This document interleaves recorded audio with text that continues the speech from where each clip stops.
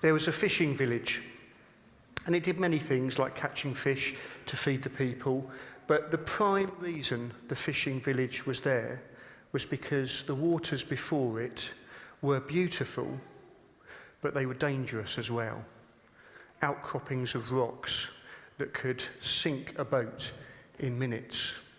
And so the people in this fishing village knew the main reason we are here is to save anybody that gets caught on the rocks. It's the main reason. We laugh, we play, we eat, we catch fish, but we're here for those who may get into danger.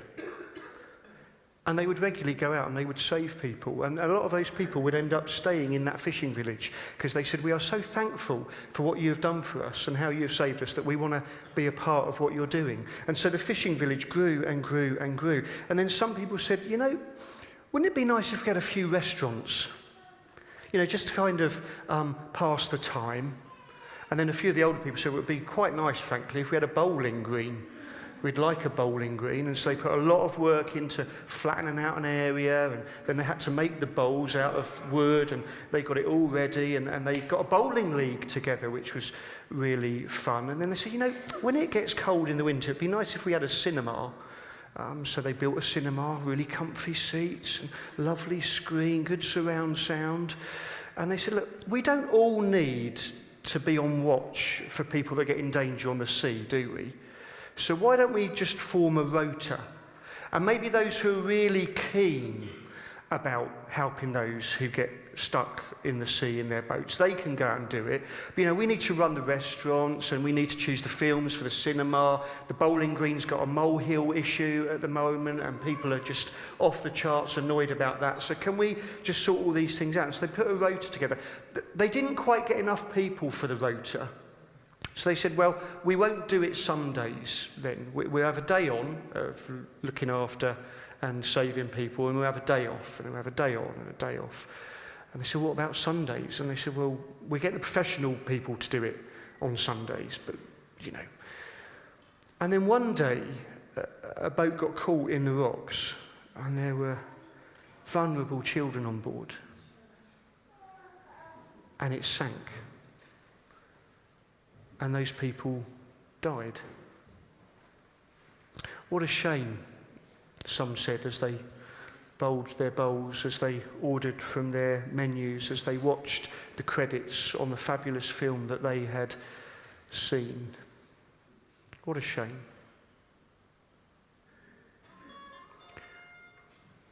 Thank you.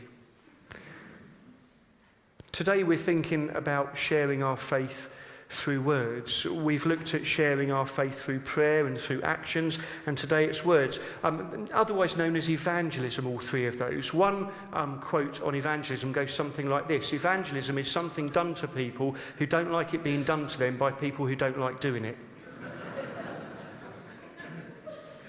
That kind of captures it for me, for a lot of us, that we think, I'll do anything in Christianity. I'll sort the bowling green, I'll put on the films, I'll do the menu for the restaurant, but please, don't let me go out in one of those boats when it gets rocky. Send Sally Allen out. She's our outreach minister.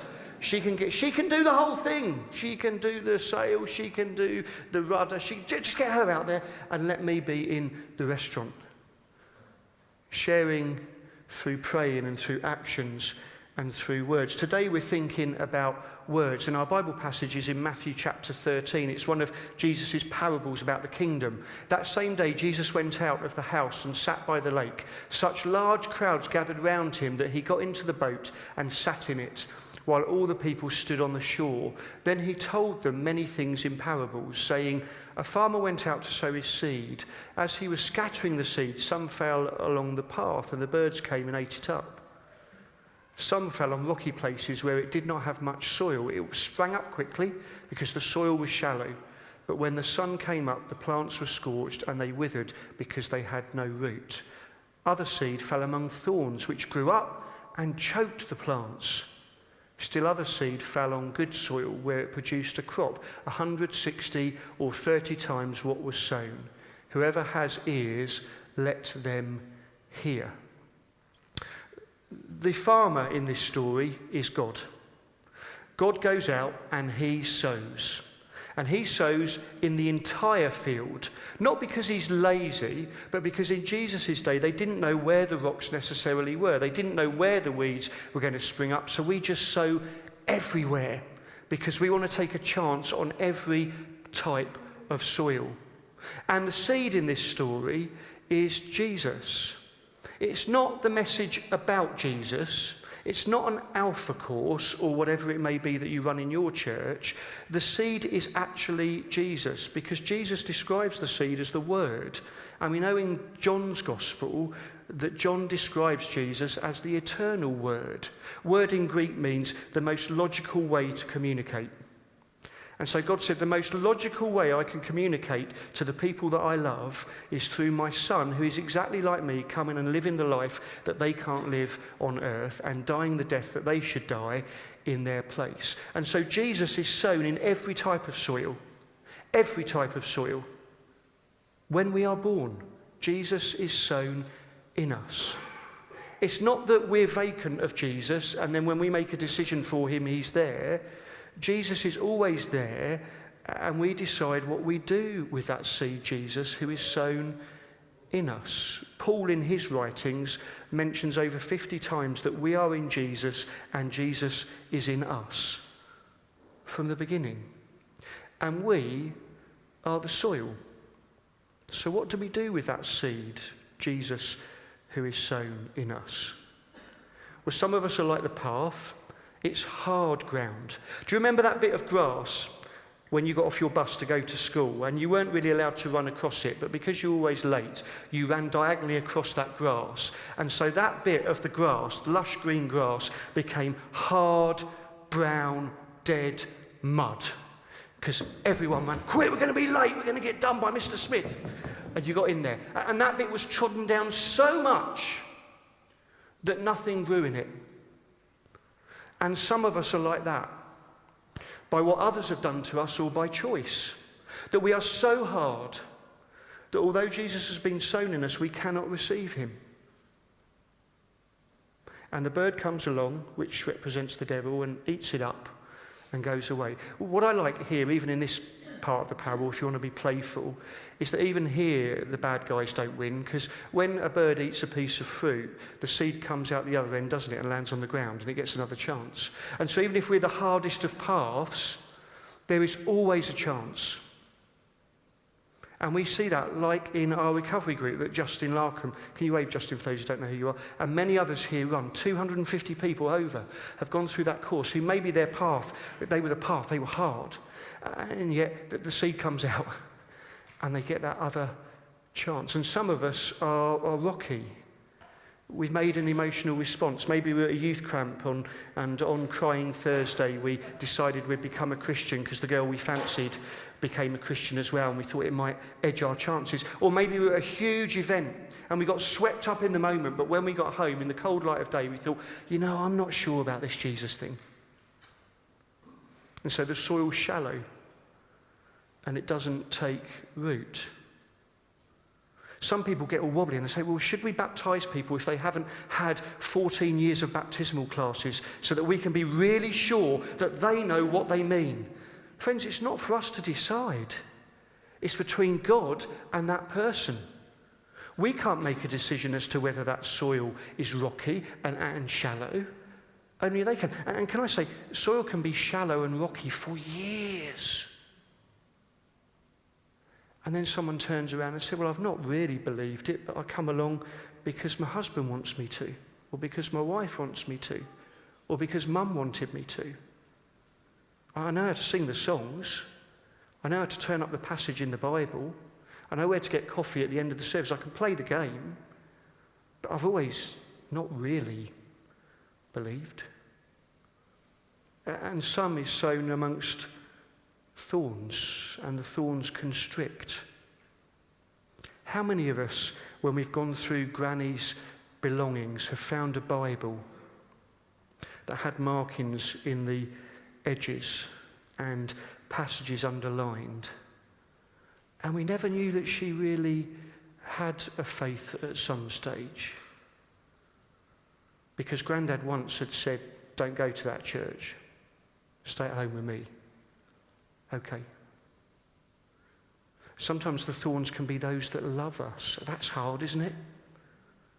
I know so many people, it's a battle to come to church on a Sunday because their family don't want them to. And I can look down my Baptist nose at them and be so judgmental when I don't know the cauldron of Christianity that they live in. Some of us, the thorns can be things that have happened in our life that have just drained us of faith. They're just the crud that comes along and knocks us sideways. And some of us, it's deliberate decisions we've made. But I'll focus on God when I've earned another 100 grand. When I've done that, or when I've become a millionaire, or, come on, let's dial it down to reality, shall we? When I've earned another £10,000, so I can pay off a bit more of the mortgage, then I'll focus on God, and the thorns can get in. And some of the soil is good. Please hear this part clearly. Jesus isn't saying here, this is morally good soil. He's not saying this is soil that can sing a harmony worship group.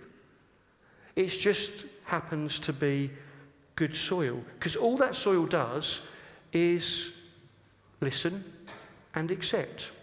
Those who have ears, let them hear. I believe you. Okay, I'm in. It's as simple as that. Good soil in Jesus' day for a farmer would yield a crop of 7 to 1. Jesus completely exaggerates it here and says 160 or 30 times as much. But isn't that our experience? That broken, busted people like you and like me, God uses us in ways that we are not prepared for. And sometimes somebody will come up to you and say, do you remember when you gave me that cup of coffee? No, I was so broken. And just you giving me that coffee and putting a hand on my shoulder lifted me and reminded me that I was part of something bigger than myself, humanity.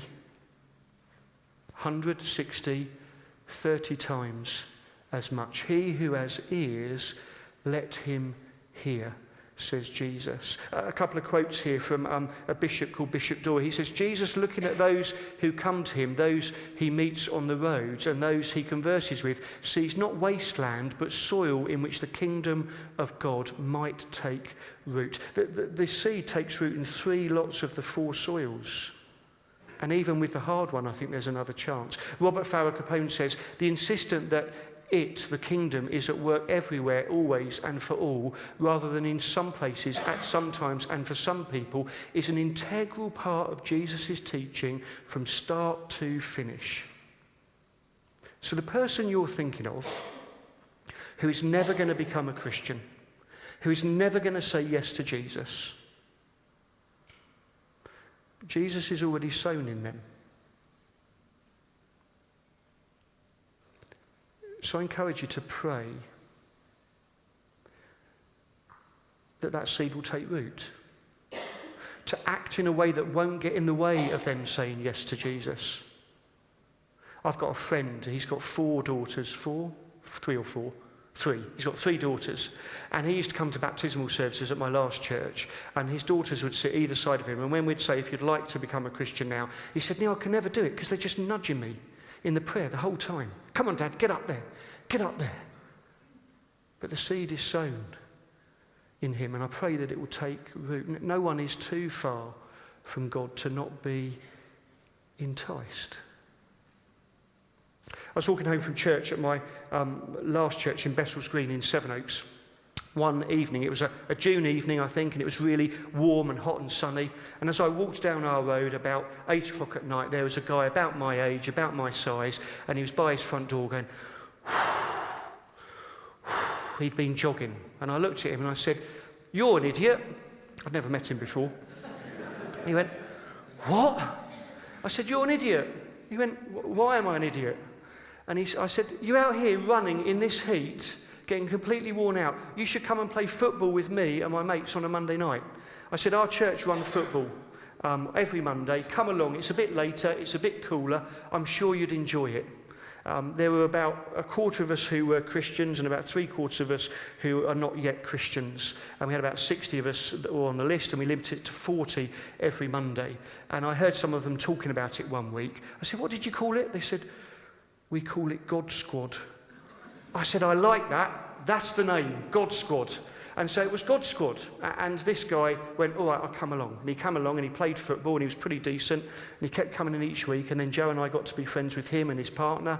And we went around there for meals and they came to us. She said, it's really interesting. Jason, because that was his name, the idiot. She said, a leaflet came through our door from your church and he kept it on the mantelpiece for about 6 months because he saw that it had Monday night football. And he never had the courage to come along and play. And so we got playing and then we'd have a glass of wine together and we'd talk. I gave him a book, The Case for Christ by Lee Strobel, which he's never read. He's still got it. I'm hoping that one day he'll turn it up. And we've kept in contact. The day after my dad died, Easter Monday, Tonbridge Angels had a football match. And Jason had started coming to watch the games because he'd moved to Tonbridge. And I'd always come out of the changing room when the game was starting and text him and say, where are you, you loser? Or something like that. And he'd say, I'm behind this stand or that one. And I'd go and stand and chat with him. And so I came out and I was wandering around talking to a few people. And I said, Jason, where are you, mate? And he texted back, he went, I'm not there. He said, I didn't think you'd come because your dad died yesterday. So I'm with my wife and kids in Sevenoaks. I said, oh, no worries, it's fine. He said, no, I'm on my way. I said, Jason, it's Sevenoaks. Don't worry, it's almost half time. He said, no, I'm coming. So he came down, half time, he walked in, he went, I got him for free. And he just stood with me. When I got home that evening, I texted him, I said, Jason, that's the kindest thing you've ever done for me. He said, I think you'll find it's the only kind thing I've done for you.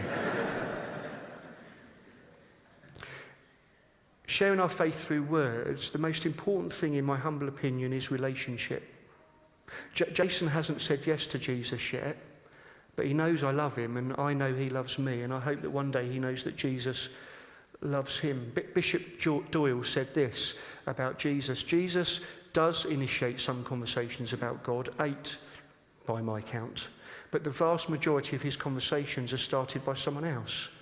They are inquiries, challenges, arguments, desires, hopes and puzzlements, all placed at the feet of Jesus, 23 invitations by others. And there are a number of other examples, though not nearly as many, of conversations where people engage Jesus because of a third-party relationship. The first significant feature of all these conversations is that they do not take place in religious settings. They take place in workplaces, streets and people's homes. Rarely are they actually in seats of power or religious centres. Jesus' very presence in the world, the wilderness, that desolate place called the secular and profane by the church, means that he is approachable. To have the kind of conversations that Jesus has, the ecclesia, that's the Greek word for church, must be out among the people. In order for the work of conversion to begin, people must be in relationship with non-church people. The conversion process hinges on our willingness to engage people, mostly through others and passively. This means that we should be aware that every chance opening, journey, meeting, or relating with another can be an opening for such conversations. So friends, rather than worrying about how can I wedge Jesus into this conversation or lob in a gospel grenade and hopefully it will land, let's be friends with people. Because the seed is already sown. And Jesus will bubble up in conversations. Many years ago, we used to have a dog that would never stop walking. And I was walking it once in one of the parks in Sevenoaks. And for some reason, I'd never done it before and I've never done it since. I took my Bible with me to read. I must have been feeling very holy on that day. It's a proper Bible. It's black leather. It flops to the right angles. And so the dog was off running and I was reading my Bible. And this little old lady came towards me and she was throwing seeds in this wooded area. And I said to her, what are you doing? And she said, I'm throwing flower seeds so that they will grow up next spring. She said, what are you doing? I said, and I was aware what I was doing. I thought, oh no. I said, I'm reading the Bible. And she said, oh, that's lovely. I think it's lovely when young men read the Bible. I thought, thank you. I am a married man. And she said, so do you believe in the Bible then? I said, well, I believe in the God of the Bible. I follow Jesus. I'm a Christian. And she said, oh, I'm a spiritualist. I said, oh, what exactly is that? She said, oh, well, we contact the dead and we talk about that. And I said, oh, okay. I said, I'll tell you what, can I give you a book about what I believe and you give me a book about what you believe and we can read them and then we can discuss it? She said, yeah. She said, I'm up here most of the time. I said, well, that's my car there, so if you put the book under the wheel arch or something, then I'll get it. So next week or so, we went up there and I saw her and I said, oh, here's my book. She went, oh, great, I've got a bag for it, I'll put it in there. I'll put your book by your car. I said, thank you very much. So I got back to my car a little while later and her book was on my passenger seat. I thought, oh, hang on a minute. She had somehow gone through the car and put the book on the seat. Maybe there's something to this. I don't believe there's anything to it. I think it's an absolute deception that preys on Catholics who've drifted from their faith and long to connect with their loved ones. And it is filled with people like that who are desperate for that one last chat with that loved one that they can't have. Thank you, Matthew. When I got to my car, I saw that actually I'd left my window undone. And she just plopped the book there. And so I read her book, she read my book, and then we met about once every 3 or 4 weeks for a cup of tea, and we would talk about spiritualism, and we would talk about the Christian faith. I wouldn't advise you to do this unless you're really comfortable in doing it. It's not something glamorous or cool. I found that whenever I chatted with her about Jesus, my mind would become foggy, and I would really struggle to actually articulate the words that I was trying to get out. It was like this fog barrier, and she would become really brittle. Anything else we talked about, church, hymns, etc. She was fine and lovely. When we talked about Jesus, the walls came up. We chatted for about 3 years to a point where she just said, I don't want to talk with you anymore. She sat there one morning smoking a cigarette, which she'd never done in my presence before, although I could see the ashtrays around, and she made it really clear, you keep pushing this Jesus, you won't move away from this Jesus, I don't want anything to do with you. Sharing Jesus through words is also words as questions. It's asking other people what they think. So often we can be eager to tell people what we believe and what we know and that we have the truth. And we don't even spend the time trying to ask them who they are. Bishop Doyle says the next significant feature of Jesus' conversations is the number of questions that Jesus asks. He asks way more questions than he gives answers. Jesus is curious. A quick Google search reveals that Jesus asks 100+ questions. What this means is that part of Christ-like conversion work is being curious about others and what they are thinking and feeling, what they want and what they are interested in. Friends, we do it in alpha, and then we tend to pause the button and say, well, we've done that bit now where you can ask questions and where we find out about you. Now we get on to just forcing it down your throat so that you believe what we think you should believe. Christianity, from start to finish, should be one long, large, beautiful, amazing, mysterious inquiry where we keep asking those questions. And we should, when we're talking to people, be asking them what they want to know. I think that's one of the limitations of Alpha. Alpha's great in many ways, but it assumes the questions people are already asking. And I think some of the sessions there are far too down the line for people who are just beginning to inquire about God. They want to know, do all roads lead to faith? If there's a God of love, why is there so much suffering in the world? What does God think of same-sex relationships? What about the planet and how we're messing that up? They're the questions we need to be engaging with before we get to praying and the Bible and other things. Words as questions. I was at Tonbridge Angels training one week. A little guy called Adam Ramadan. He's doing this. I'm just standing there. I thought, I'm not running like you look stupid. And he goes, Vic! Yeah. So, you're like Catholic, right? I went, no, I'm not Catholic. He went, so you can have sex and kids? I said, well, I have, and I have. He went, So what are you then? Well, I go to a Baptist church. Well, is that a Catholic church? No, it's a Baptist church. So you can have sex in kids then? Yeah, we've just said that. Okay, thanks. What? Sharing words the next way is in plain English. Because people that you work with, that you're at the school gate with, do not understand a lot of the stuff we talk about. Worship group, wonderful. We sang a song that said, Yahweh, Yahweh, I love to shout your name, O Lord. I'm not going to ask you to, but who knows what Yahweh means? A lot of people don't, even in church. It's a Hebrew word for God. That's all it is. But we need to think about how we speak. We had staff coffee on Thursday, and we were talking together about all the different plants and seedlings that we've got and how we could share those with each other, because we got some left over. And John Knight, where are you? John down there.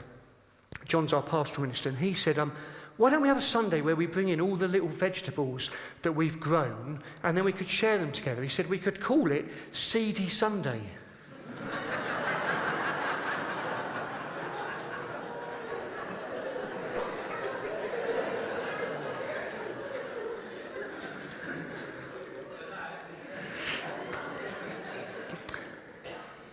We need to think about the way we use words when it comes to the Christian faith. And sometimes the words we use might be true, but they might not be helpful. I don't believe this, but some people have said to me, well, you know, Neil, everyone's got their appointed time, and your dad died when God wanted him to. I don't believe that's theologically or biblically correct. Say that to a Sudanese mother whose 1.5-year-old child has just died, that was part of God's plan. It's a very middle-class theology that works for us maybe, but not for the world. But even if that were true, is it appropriate to say it? And none of you have said it to me in here. Please don't worry about that. And sometimes when we talk with people, we need to just use plain English in a sensitive way. When I was at Bible college with Andy Potter, Andy, good to see you, minister at Bessells Green Baptist Church, far cleverer than me. I used to try and copy his essays. I did, I'm not lying. He's very clever, and here's me. And we did one exercise where they said to us, okay, we want you to sit in pairs, and one of you is a Roman who doesn't believe in Jesus, and one of you is a Christian. You're part of the early church, so you do not have the New Testament yet. So you cannot quote the Bible, and you've got to talk to the Roman about why you believe in Jesus, but you can't use Bible verses. So basically we had to speak in plain English. Boy, was it hard, because you wanted us to just slot in John 3:16 and just whammy them with that, but you couldn't. And I would say to you, steer clear of the Bible until they start asking about it. Reword it, because as soon as we say, well, the Bible says, people switch off, because they've seen the Bible used as a weapon so many times. Even Christians experience it that way because of the way they've been reared. Words in English. There was a lady called Jo at my last church, and she came to a midweek church that we did at our house. The rules were no singing, no praying out loud unless you really wanted to, and lots of food and discussion, because we just wanted it to flow on from Alpha. And she came along, and she would never talk to my wife Jo. She would walk in, go into the kitchen, make herself a cup of tea with a tea bag that she'd brought from her home, and go and sit right by the door. She insisted that the front door was always left open, so in the winter it was freezing. But she said, if the door's not open, I'm not staying. And as her story unpacked, I realised why, and I can't share that now, but her life story is the most horrific story I have ever heard face to face. How that woman is alive is an absolute miracle.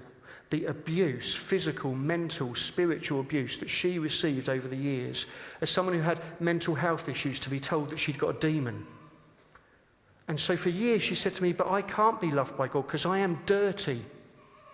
I said, no, the things that have been done to you have been dirty. But you're not dirty. You are loved by God. She got to a stage where she began to talk to Joe, where she divorced from her abusive husband, who was not good to her in any way, shape or form, and began to rebuild her life. And she said, I want to start coming to church on Sundays, but I can't go in on my own. I need to sit at the back with the doors open.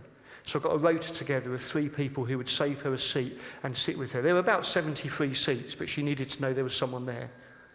And then 2 of them dropped off, and there was just 1 guy left who would save a seat for her. And he said, can I stop doing this? And I said, well, you're an elder of the church. You're meant to be spiritually looking after people, so if you want to stop caring for her, you can.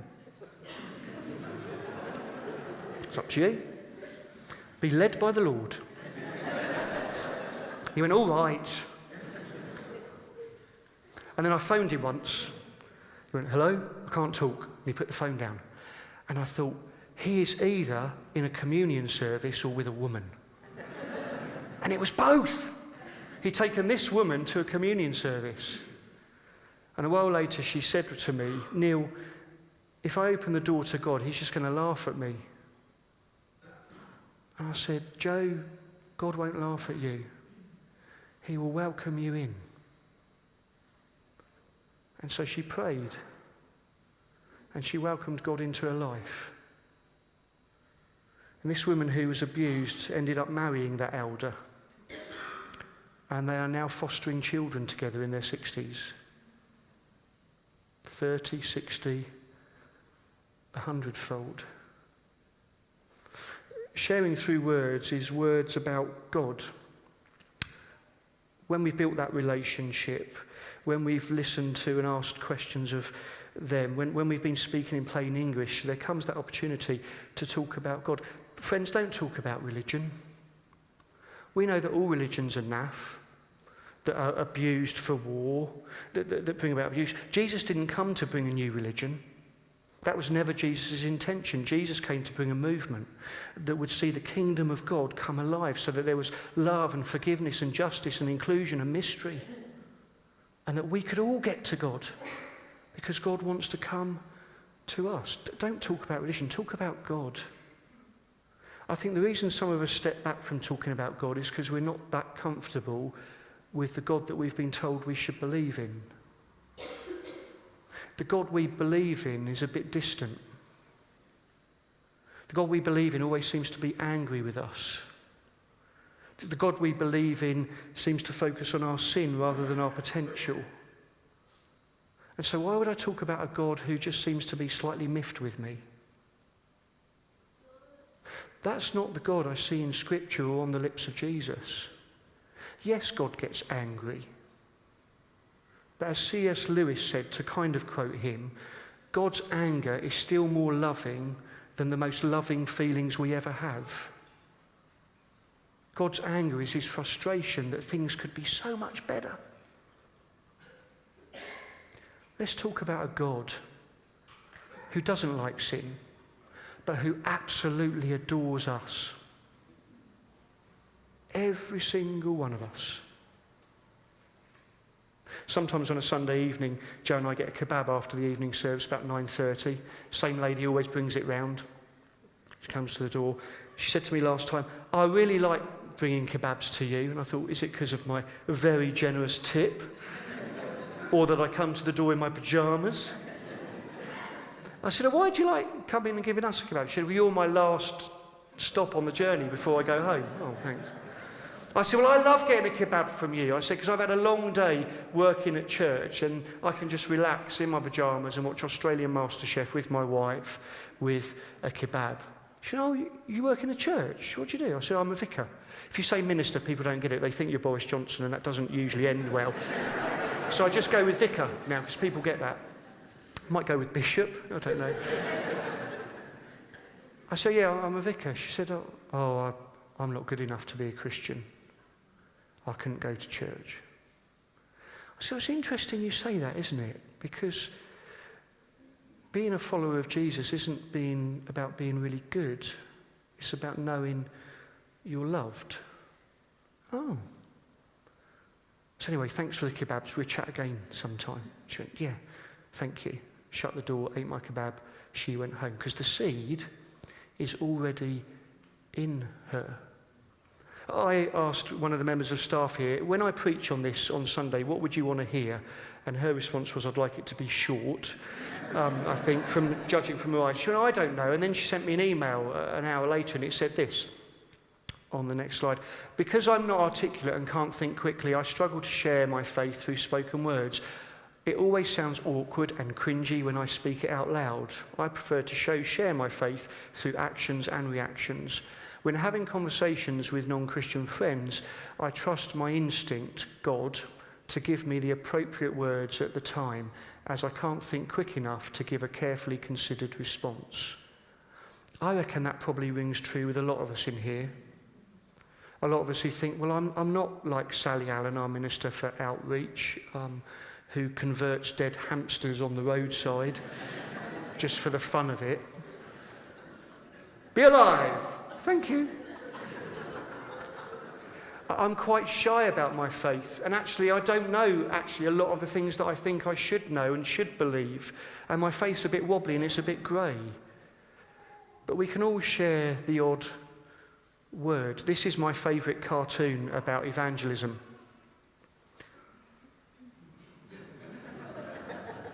Do you see it? I'll give you a few seconds. There's the two Christians at the door. Have you found Jesus? Can you see Jesus hiding behind the curtain?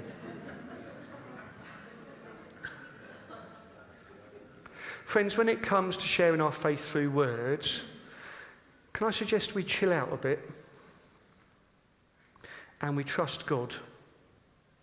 That we chill out, not laissez-faire, it doesn't matter, but chill out because actually the seed is already sown and God is already doing work through our prayers and through our actions and through using our words. Can we chill out because it's not all about you? So the person that you love and you really want to see come to faith, it might be that God's got someone over there who he's going to use to bring them to faith verbally. And let's trust God. My dad couldn't stand church, or at least was extremely indifferent to it for most of his adult years until about his mid-40s. And then when my friend tragically died, drowned in the River Medway, he started helping at brigades. And I was convicted by God that I should not share my faith verbally with my dad because he wouldn't take it from his teenage son. I felt God say to me, you pray for your dad. And so I prayed for my dad every day. It wasn't a legalistic thing towards the end, but to begin with it was just, okay, I'll do it. And so I prayed. And then my dad helped at Boys Brigade, and there was this guy there called Luke Mulvey, skinhead, tattoos in places where I haven't even got places. And he'd been in prison for a very harsh crime. He'd been in prison for nine years. And Chris, down here, you remember seeing him in prison, if I'm correct, and you saw him breaking up his chair and throwing it out of the window at prisoners that were in the yard. This is Chris down here, if you could just wave for those who don't know who you are. And he came to faith. And he said yes to Jesus. And when he came out of prison, he helped in Boys Brigade. And my dad couldn't work him out. But how has God transformed you? And so he said to Luke, how's this happened? And you're doing this, faith through actions. And he said, you ought to talk to John. John's down there. Can you wave, John? Married to Chris, happily married for a few years. And so Dad went with my mum for a meal with John and Chris. And John was the Christian version of my dad. And they chatted. And John said to my dad, God's train is pulling into your station and you need to get on board. And a little while later, my dad did. And although he died 8 weeks ago today, I thank God that I will see him in heaven. I believe he will be one of the first to come to me and put his big bear-like arms around me and say, it's great up here. Anyone can catch fish. Let's pray.